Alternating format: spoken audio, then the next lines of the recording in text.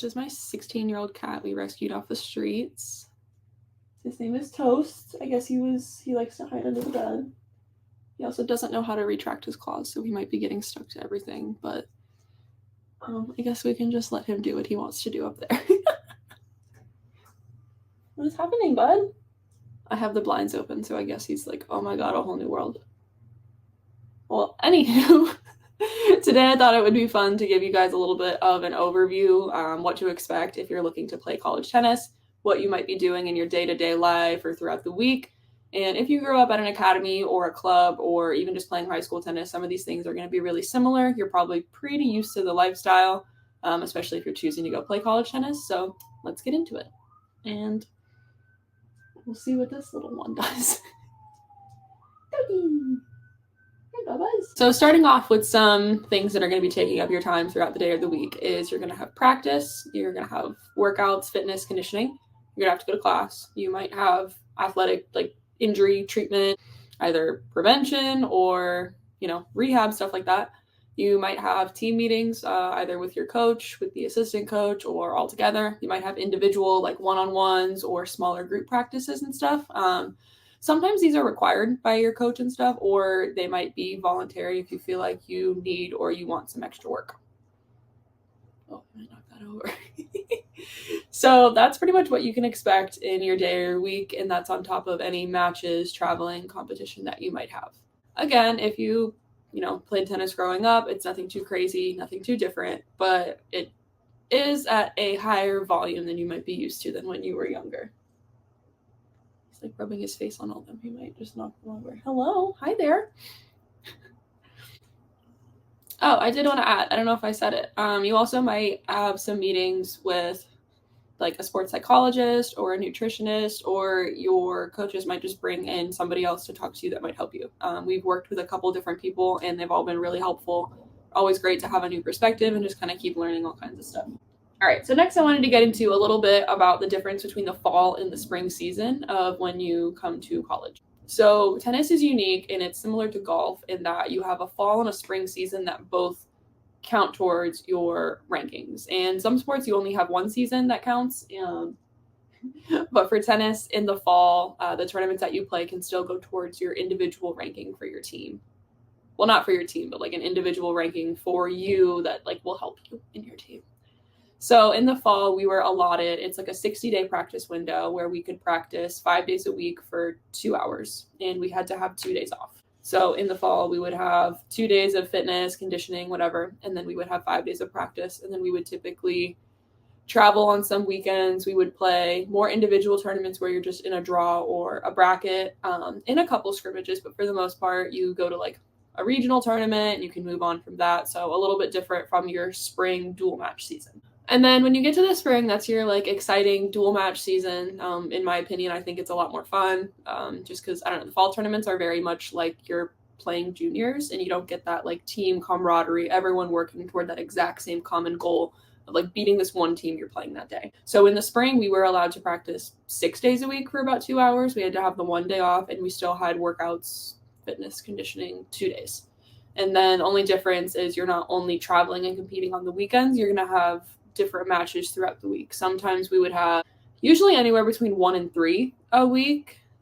Typically we don't have more than 3, and there might have been a couple weeks at some point where maybe we didn't have any matches, but you can probably expect about 2 to 3 a week, which definitely can be a lot. So a lot of the spring is you are focusing on injury prevention, trying to peak at the right time, and just trying to make sure that you're hitting the ball well, you're feeling good, because you play a lot of matches. I think you can play, for us, it was up to like maybe 25 or so.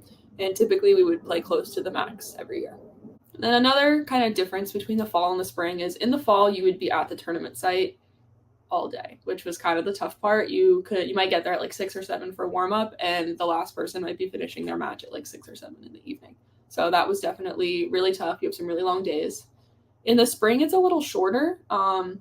The way the matches break down, I guess I can go over that in this video too. So when you play another school, depending on what your division is, like D1, D2, D3, JUCO, NAIA, the rules might differ a little bit, but basically your team has a lineup and you play against the same number from the other team and you're trying to get a certain number of points.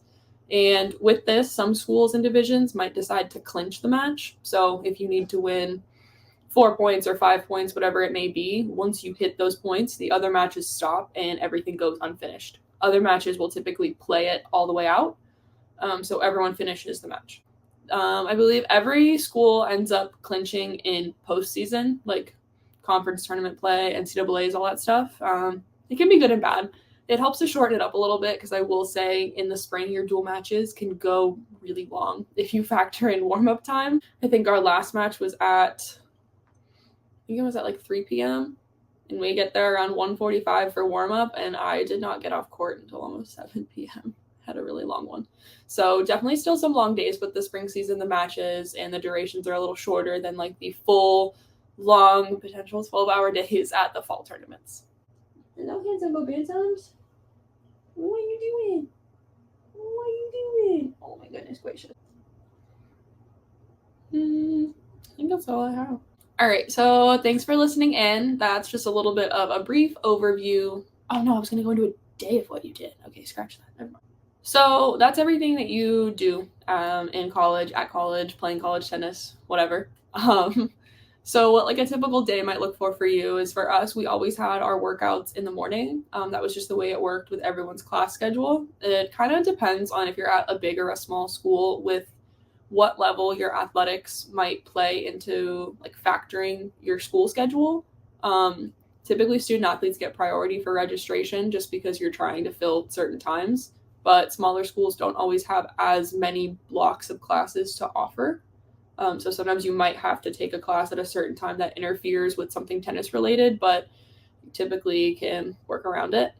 And again, other schools too, you might even, like your coach might tell you what, not classes, but like what times you need to try to look for. So it just depends on the program and how they decide to kind of play that out. But for us, we always try to take our classes a little bit earlier if we could. We would typically have workouts at like 6:45 in the morning. We would all go to class throughout the morning, early afternoon. We would typically get on court to practice sometime around 4-ish, and then wrap up for the day. So, damn. So for us, we would have workouts at 6:45 in the morning. Then we would typically all end up going to class in the later morning, early afternoon. And then as soon as everyone was out of class and was able to get to practice, we would practice around 4, go about 4 to 6, and then wrap up for the day. So typically you can take classes, they have morning, afternoon, and then when I got into my master's program, a lot of my classes were also at night, which if you like that kind of thing, it can be helpful for scheduling practice and stuff like that. But it just kind of depends on your preference, on your program, and what classes you're trying to select. You're so cute. You're just hanging out. All right, that is everything I have for you guys. I just wanted to give you a little bit of a dive into what college tennis was like, some of the things that you can expect, and what you can look forward to. All right, guys, I hope that was at least somewhat helpful.